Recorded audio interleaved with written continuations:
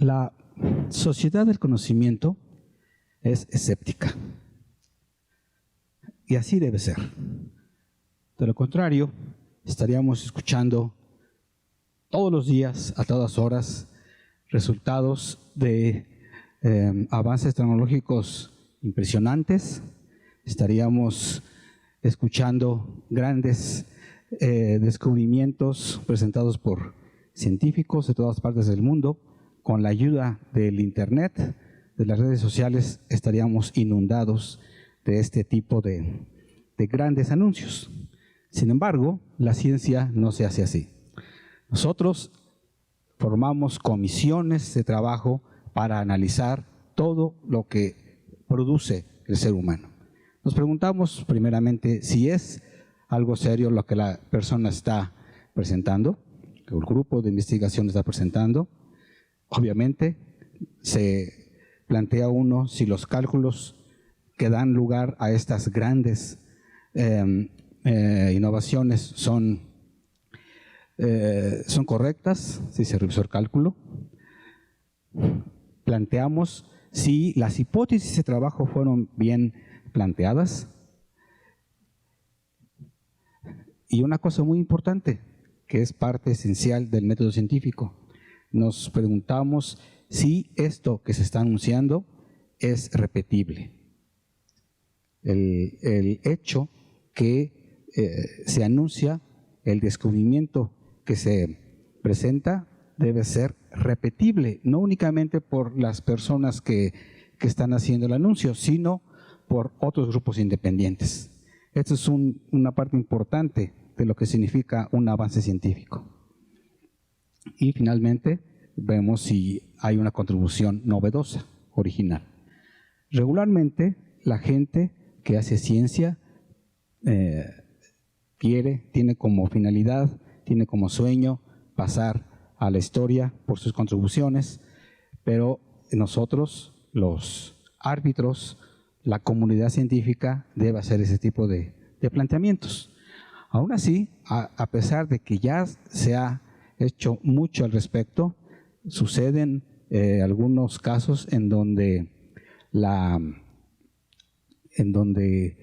los acuerdos que se están teniendo no están bien acomodados, los resultados no son tan acordes a lo que conocemos normalmente, ¿sí?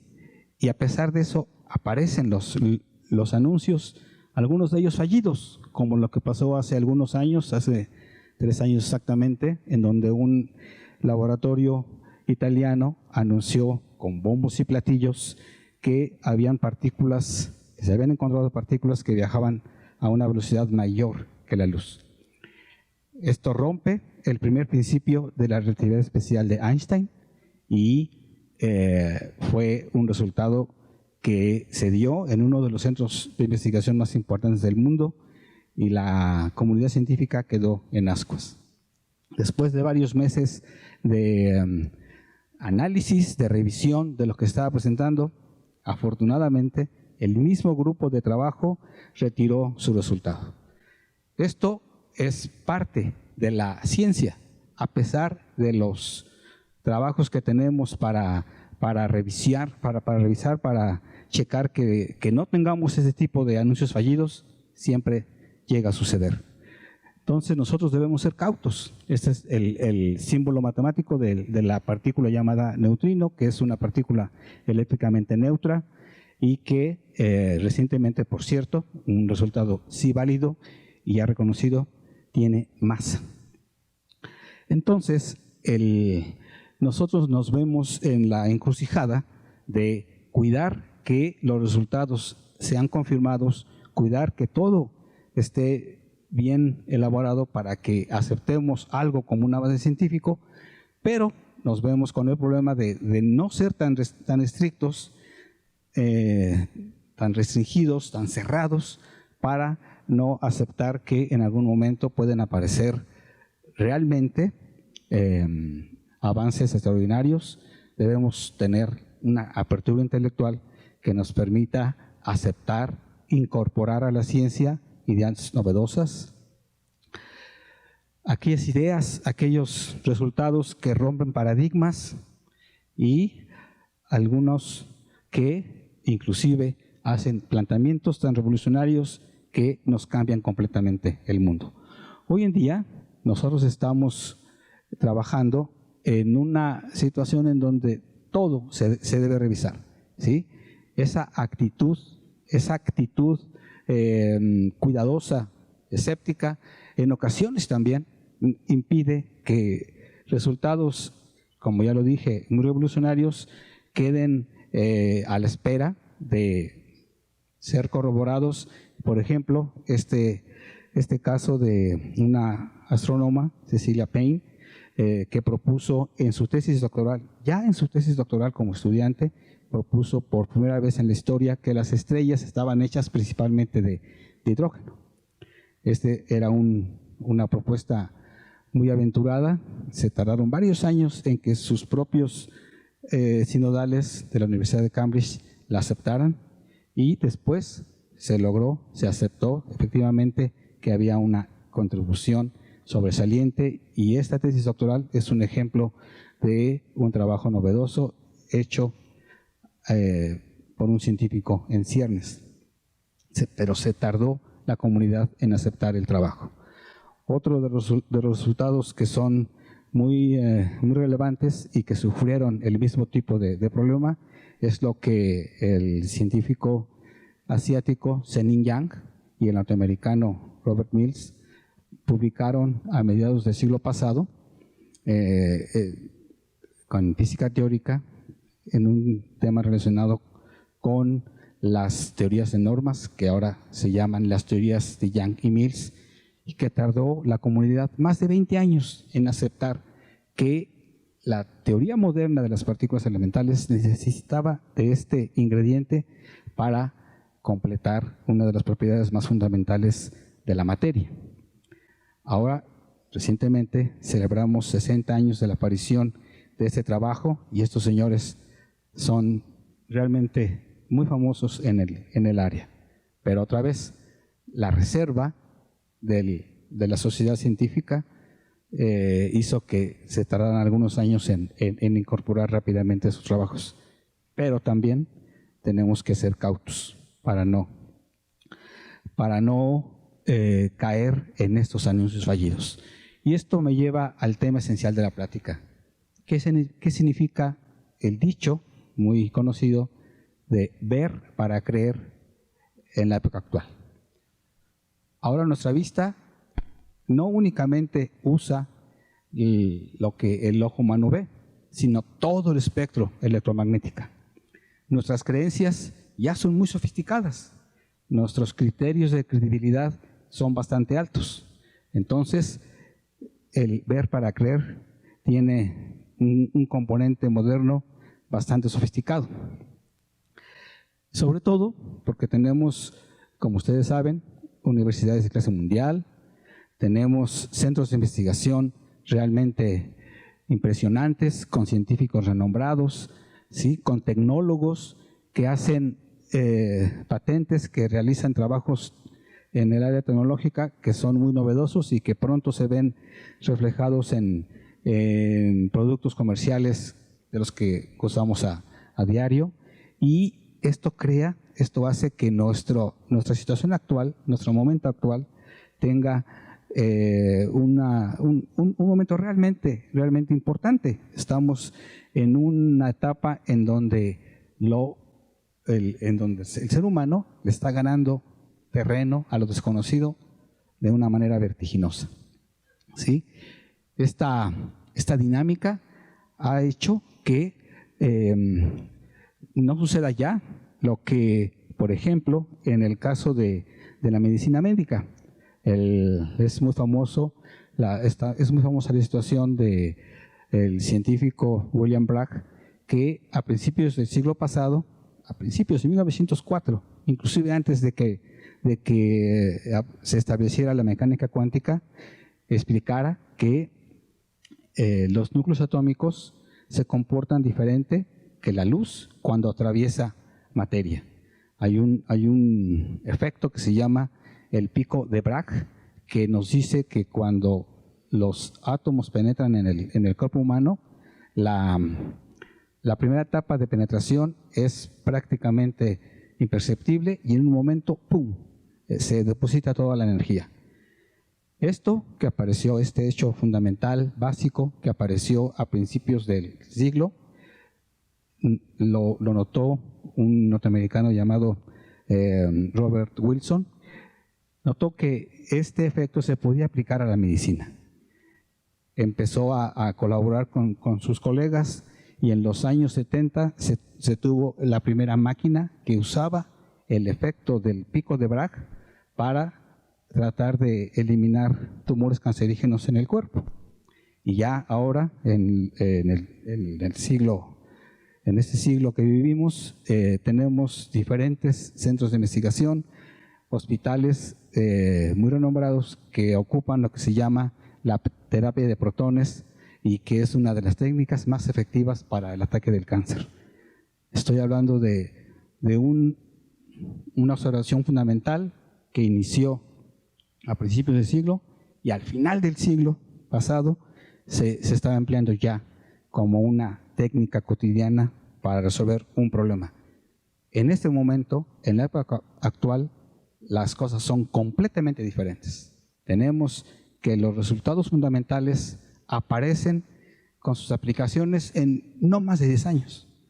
Esto hace que pues, nuestra sociedad avance a pasos agigantados y por lo tanto nosotros debemos ser muy atentos, debemos estar muy atentos y debemos también observar que hay contribuciones aún en ese momento tan fundamentales como las que propusieron Peter Higgs y sus colaboradores a mediados del siglo pasado también, en donde explican ellos de manera teórica, abstracta, fundamental, cómo las partículas elementales adquieren masa.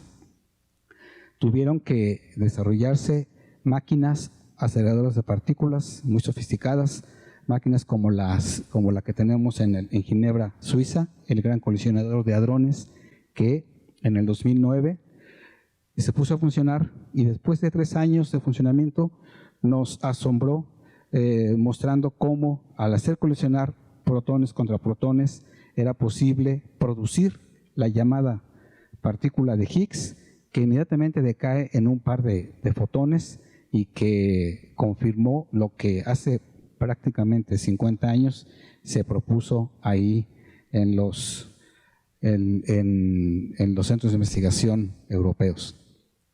Este hecho se hizo muy conocido, es uno de los impactos más importantes que ha tenido la ciencia actual y pues estamos gozando de esto.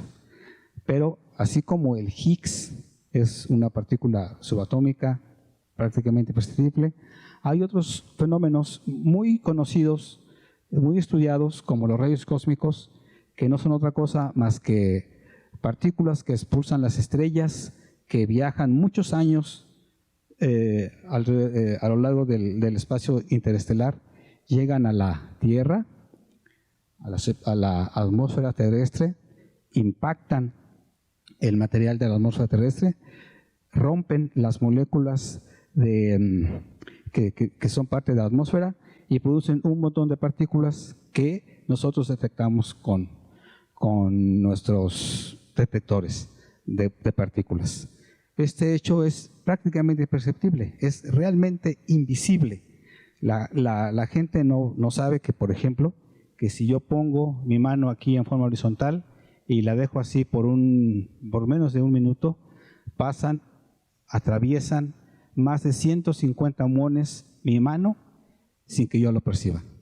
Si yo me quedo aquí parado o me muevo en cualquier parte de la Tierra, por 1 hora me atraviesan más de 20,000 muones por hora y atraviesan mi cuerpo, mi cerebro, mi corazón y yo no lo percibo.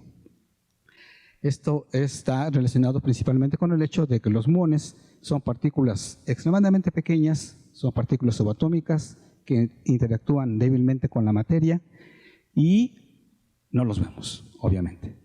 Entonces, ¿qué hacemos para hacer perceptible lo invisible?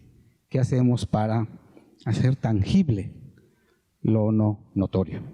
Entonces, aquí en la Benemérita Universidad Autónoma de Puebla, un grupo de investigadores diseñaron una forma de hacer notar lo no perceptible y le llamaron a este artefacto el piano cósmico, que no es otra cosa más que un detector de partículas que produce luz y sonido cuando una partícula que viene del resultado de colisiones de rayos cósmicos con la atmósfera, ¿sí?, llegan a la Tierra y precisamente por un sistema electrónico son capaces de hacerse ver, ¿sí?, de que nosotros notemos este hecho que es en principio imperceptible, y nos damos inclusive el lujo de crear música cósmica. Inclusive aquí precisamente en esta universidad hay jóvenes músicos que están usando esta idea para producir inclusive sinfónicas, incorporar el piano cósmico a una sinfónica.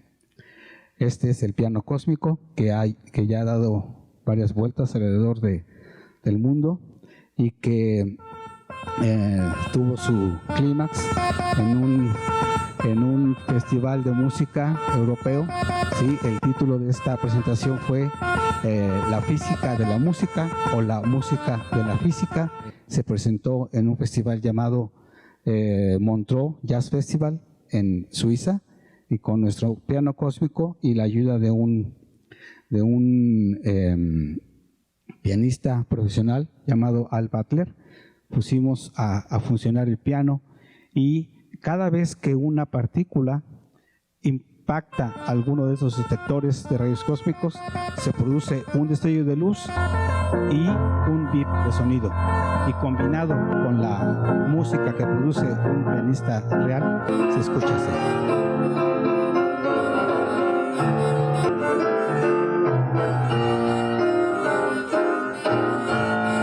Esta es la forma que algunos científicos de la UAP hacen tangible lo invisible. Esto me lleva a la parte final de la plática, diciendo dos cosas. Una, que nosotros debemos aguzar nuestra vista, debemos estar muy atentos para captar lo que realmente es importante. Nosotros debemos inclusive elevar más nuestros criterios de credibilidad para que nuestra sociedad sea mejor y tengamos un mejor desempeño en nuestra vida. Muchas gracias.